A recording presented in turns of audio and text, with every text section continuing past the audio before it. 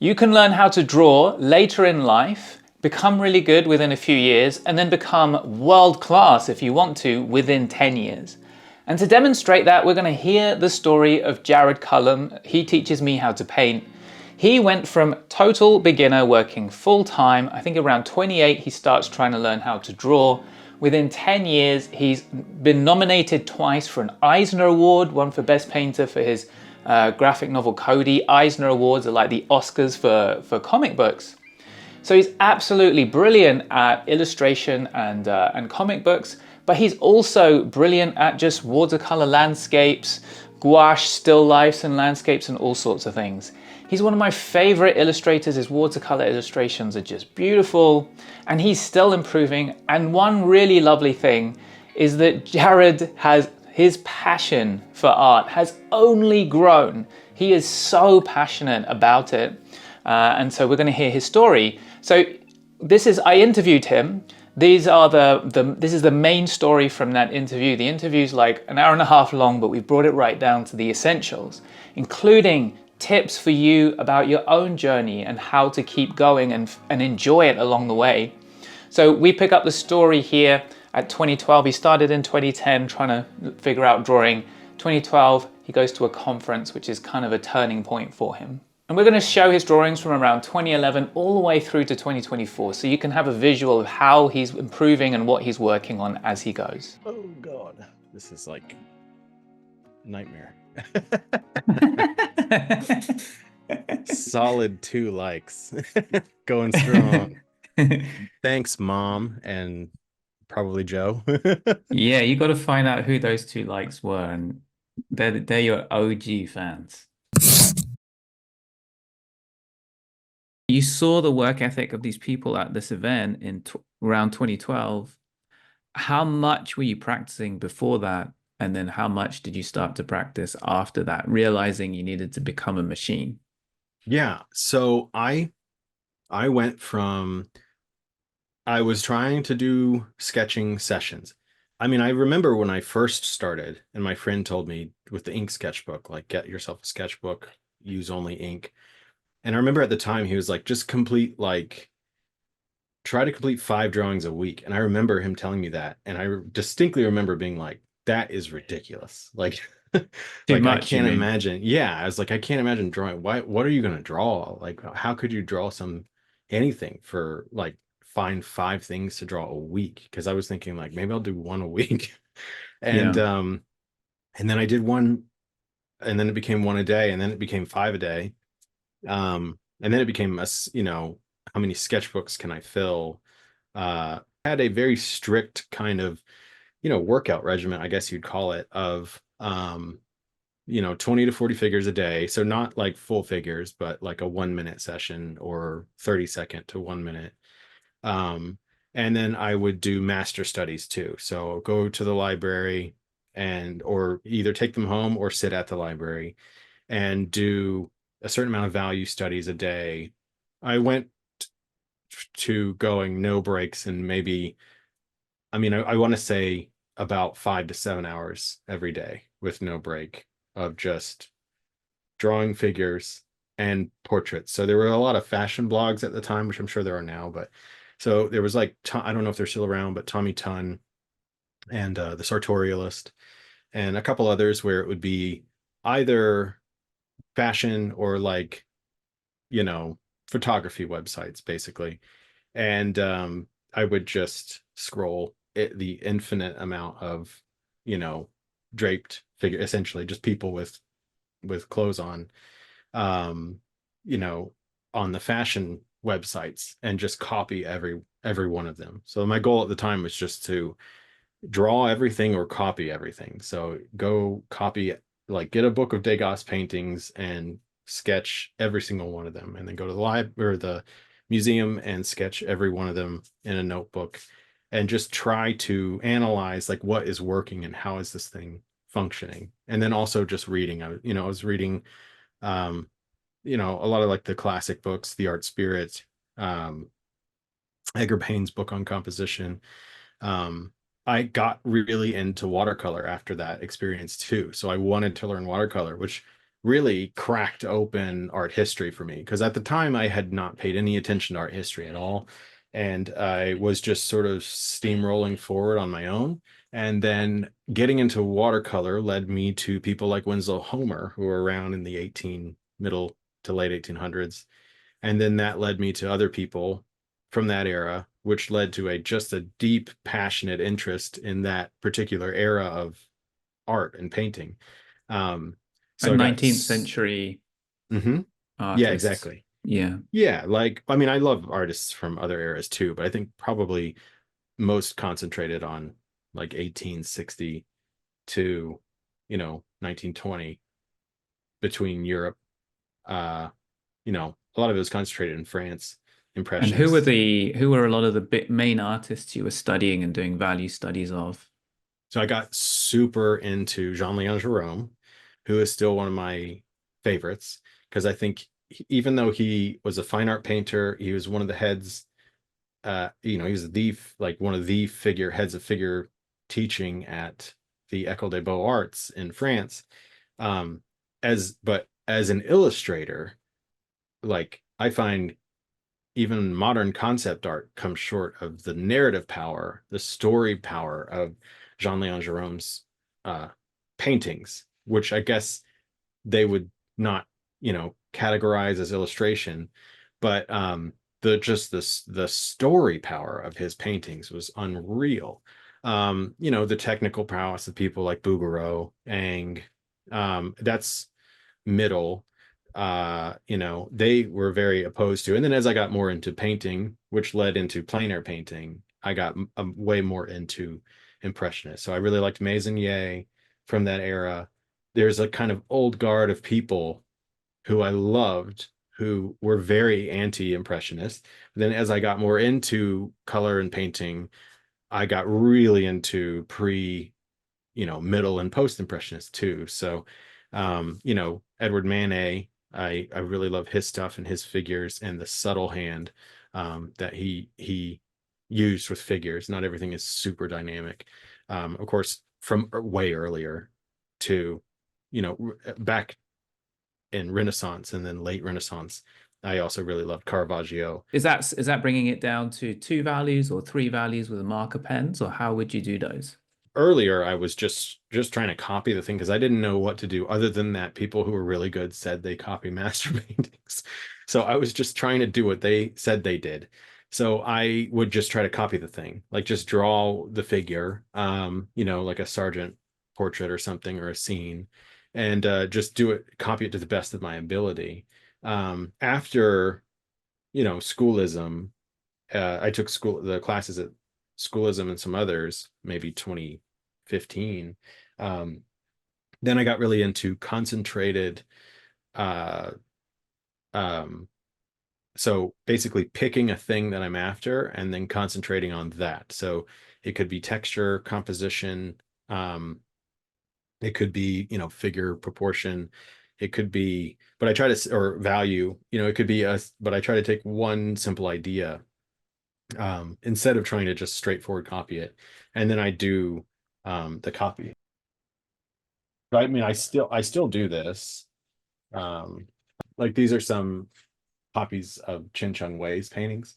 So Mhm. just I have his book, and so just going through and copying. In this case, I was interested in his thick to thin variation. He gets very big and small shapes. There's a really nice contrast to it.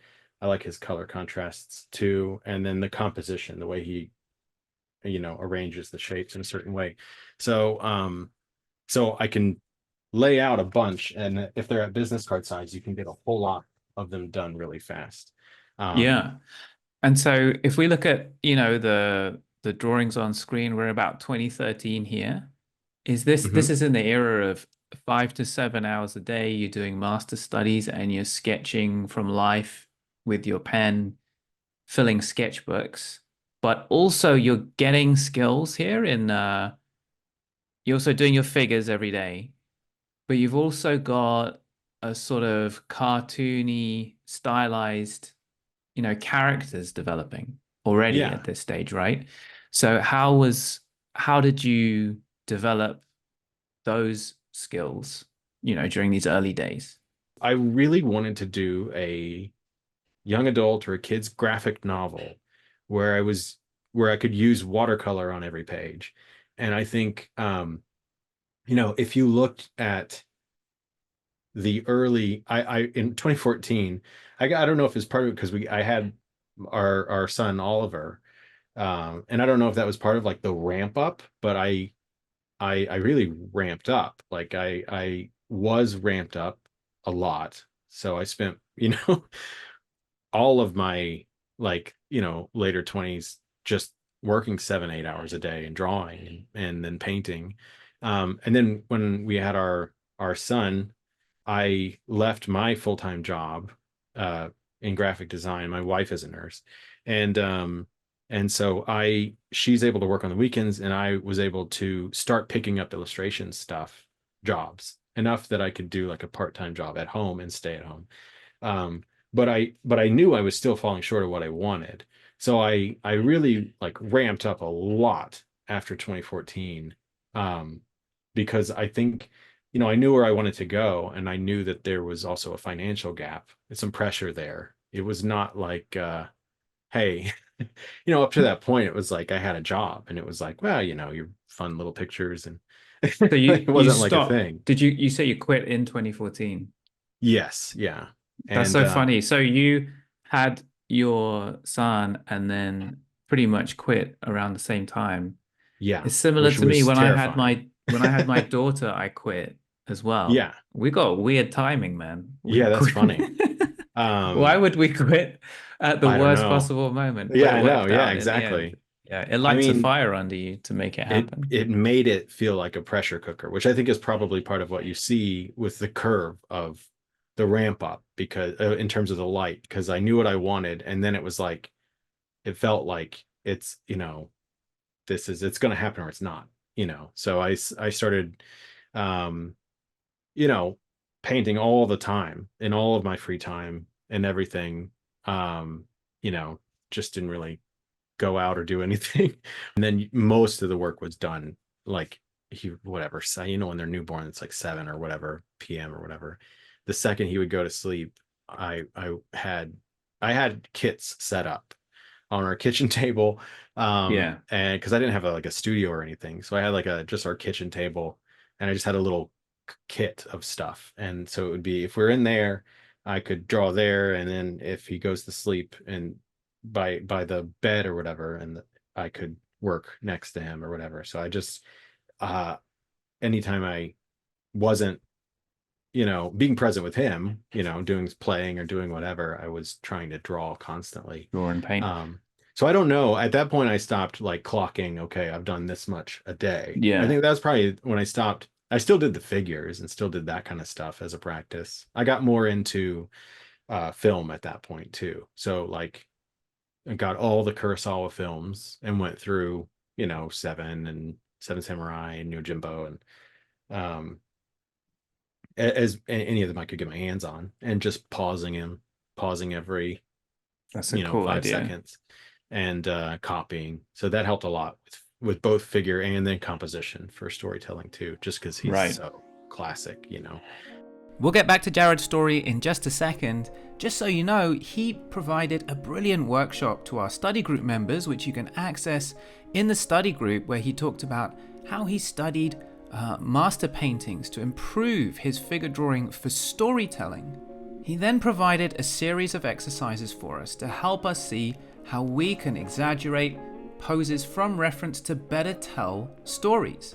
And also in the study group, I provided further demos showing how you can do this, starting with that line of action to give direction and movement to a sketch. So come and check it out. We also have a lot of other fundamental figure drawing courses in the study group. So let's get back to Jared's story. So along the way, you have been teaching people as well, right? Mm-hmm.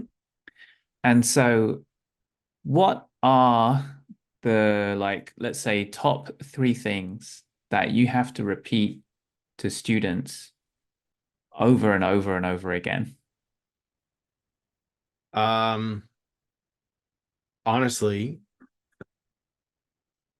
I think probably in the top three of them, or at least two of them, would be encouragement, because people are so self-critical.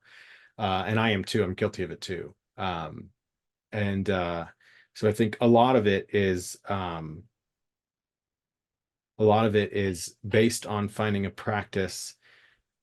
I think part of it is lowering the threshold of your practice to a point that you can move forward, and try to always be in a state of moving forward, so to speak, and not getting too caught up in either the present or looking backwards, because the road of whatever your goal is, if it's to be a figure painter or if it's to be a comics artist or whatever, the pathway, um it's like a documentary on people hiking Mount Everest. There it is littered with people who have stopped along the way, so to speak. uh, and there is a purgatory of of where people get stuck, either waiting to get I'll do this thing, and when I get better, I'll do this when I as soon as I get good at this, I'll complete this idea. So a lot of times when it comes to students, if it's in illustration, a lot of times it's just do the thing, because you'll probably have another idea if you do the idea. But you've got to move forward. And I think the same as if you were in a total beginner's position, if you are struggling to get your charcoal organized and find a clean spot or put down a cloth or whatever, and find the right apron, or have your apron if you don't want your clothes or whatever, if there are bumps in the road, you need to probably, if you're not if you're producing, that's great. If it's slowing you down, you need to figure out how to smooth those out, so that you can move forward. So maybe switch to pencil, for example, or switch to just ink drawing, but switch to a thing that you can produce quantity for a long period of time and expect quantity for a long period of time. I would think the goal should be, for a very long time, I think, quantity over quality. Don't try to make everything count. Um, I like exercises like the drawing in a sketchbook with ink only, because they help to teach you the lesson of abandoning attachment to every individual drawing, so that you're not thinking everything needs to be a masterpiece or gallery ready, and trying to lower the threshold to a place where you can produce a lot of work. Because either traditional or illustration both require um, a lot of work. And I think the sooner you get comfortable knowing that and expect that, probably the better. Like with figure, I think a lot of it to me is quantity. Um, and then also, as you develop through the quantity part, it then becomes kind of like an athlete, where you can isolate muscles. So maybe you work on gesture for a while, doing the same kind of idea of doing tons and tons of figures, but then maybe you bring um, gesture and to just focus on gesture line, or just focus on rotating the cube, drawing the figure in the cube, that kind of thing, or repeating a figure. um, you can focus on muscles a little bit more, and as you develop strengths, it will rise all the other ships as well. You'll get better across the board, so to speak. But always, I think, find avenues at any stage you're at where you can get clean fuel in the tank, is the other thing I often tell students. So that needs to be something that ignites your passion and develops your passion, and incidentally educates you as well, which would be ideal. So there are fuels that will drive you forward, and they can rot the engine and destroy you like a cancer. I think jealousy is, could drive you to draw a lot and get really good really fast, but it will chew you from the inside out. Um, Money is another one, I think. Just being realistic, when you start exchanging money for art, it becomes a new relationship. It changes your relationship to this fun thing you used to do as a kid. And that can also it's fuel because it will drive, it puts a fire under you, it makes you produce more work, which is good. However, it is not what I would say is like a clean fuel, because it will also chew you up from the inside out if you're not careful. If you Yeah. don't have a practice of clean fuel. I've had that happen now multiple times with people who were painters and way better than me, technically, like skill wise, drafting and painting wise. Mm. Um, and you would think that they were just, the top.